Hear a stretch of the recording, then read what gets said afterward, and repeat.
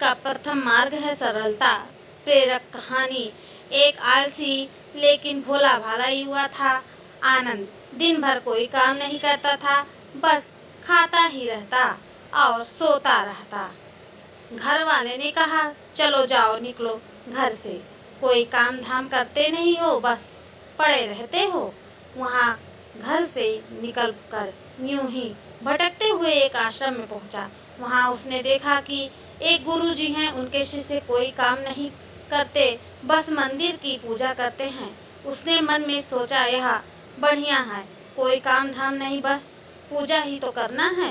गुरुजी के पास जाकर पूछा, क्या मैं यहाँ रह सकता हूँ? गुरुजी बोले, हाँ हाँ, क्यों नहीं, लेकिन मैं कोई काम नहीं कर सकता हूँ गुरुजी। कोई काम नहीं करना है, बस पूजा करनी होगी। आनंद, ठीक है, वहाँ तो मैं कर लूँगा। अब आनंद महाराज आश्रम में रहने लगा। ना कोई काम ना कोई धाम, बस सारा दिन खाते रहो और प्रभु मत्ती में भजन गाते रहो।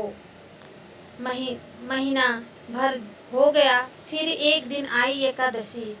उसने रसोई में जाकर देखा, खाने की कोई तैयारी नहीं थी। उसने गुरुजी से पूछा, आज खाना नहीं बनेगा क्या? गुरुजी ने कहा, नहीं, आज तो एकादशी है, तुम्हारा भी उपवास है। उसने कहा, नहीं, अगर हमने उपवास कर लिया तो कल का दिन ही नहीं देख पाएंगे। हम नहीं रह कर सकते उपवास, हमें तो भूख लगती है। आपने पहले क्यों नहीं बताया? गुरुजी ने कहा, ठीक है, तुम ना करो उपवास, पर खाना भी तुम्हारे लिए कोई नहीं बनाएगा, तुम खुद बना लो। मरता क्या नहीं करता गया। रसोई में गुरुजी फिर आए। देखो, अगर तुम खाना बना लो तो राम जी को भोग जरूर लगा लेना और नदी के उस पार जाकर बना लो रसोई। ठीक है। लकड़ियाँ, आटा, तेल, घी, सब्जी लेकर आनंद महाराज चले गए। जैसे तैसे खाना भी बन गया।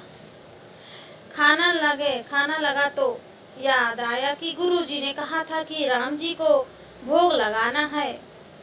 वहाँ भजन गाने लगा, आओ मेरे राम जी, भोग लगाओ जी, प्रभु राम आइए, श्री राम आइए, मेरे भोजन का भोग लगाइए। कोई न आया तो बेचैन हो गया कि यहाँ तो भूख रही है और राम जी आ ही नहीं रहे हैं।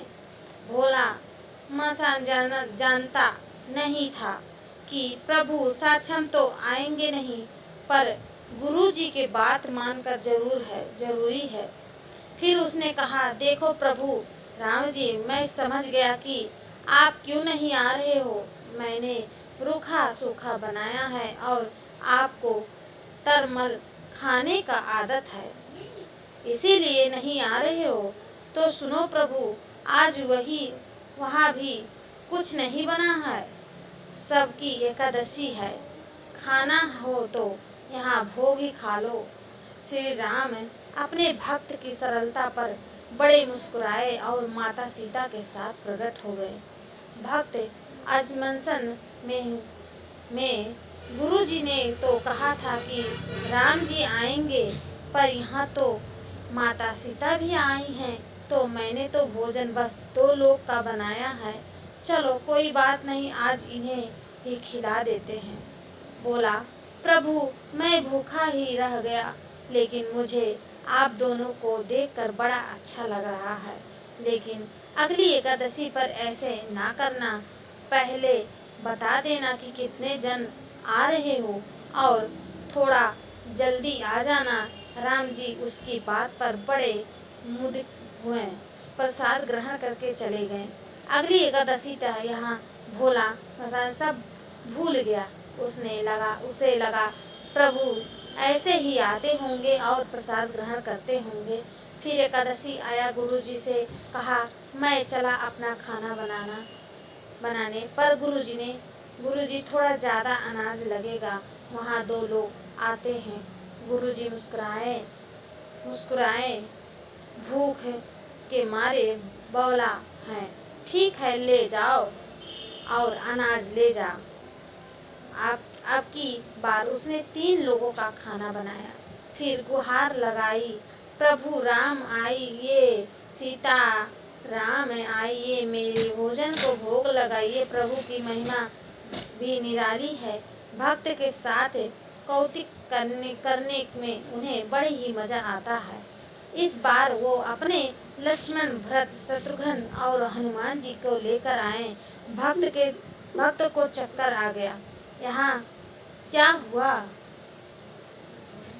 एक का भोजन बनाया तो 2 आए, आज 2 का खाना ज़्यादा बनाया तो पूरे खानदान आ गए।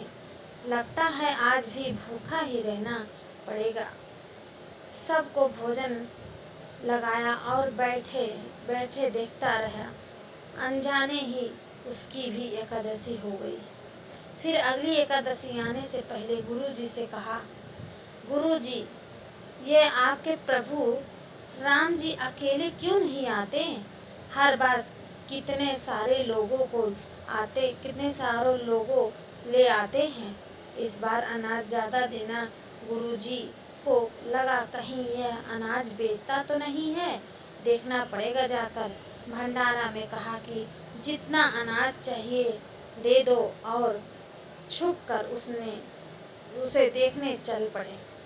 इस बार आनंद ने सोचा खाना पहले नहीं बनाऊंगा, पता नहीं कितने लोग आ जाएं, पहले बुला लेते हूँ फिर बनाता हूँ। फिर टेर लगाई प्रभु राम आइए, श्री राम आइए, मेरे भोजन का भोग लगाइए। सारा राम दरबार मौजूद। इस बार तो हनुमान जी भी साथ आए, लेकिन यहाँ क्या प्रसाद तो तैयार ही नहीं है। भक्त ठारा भोला भाला बोला, प्रभु इस बार मैंने खाना नहीं बनाया। प्रभु ने पूछा क्यों?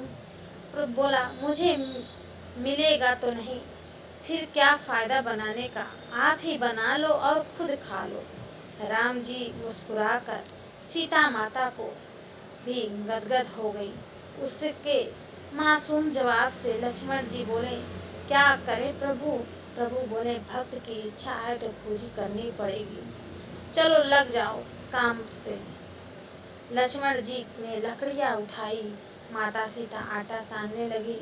भक्त का तरफा बैठकर देखता रहा। माता सीता रसोई बना रही थी तो कोई ऋषि मुनि या गंधर्व प्रसाद लेने आने लगे। इधर गुरुजी ने देखा खाना तो बना नहीं, भक्त एक कोने में बैठा है। पूछा, बेटा क्या बात है, खाना क्यों नहीं बनाया? बोला, अच्छा किया गुरुजी आप आ गए, देखिए कितने लोग आते हैं प्रभु के साथ। गुरुजी बोले, मुझे तो नहीं दिखा रहे हैं तुम्हारे और अनाज के सिवा।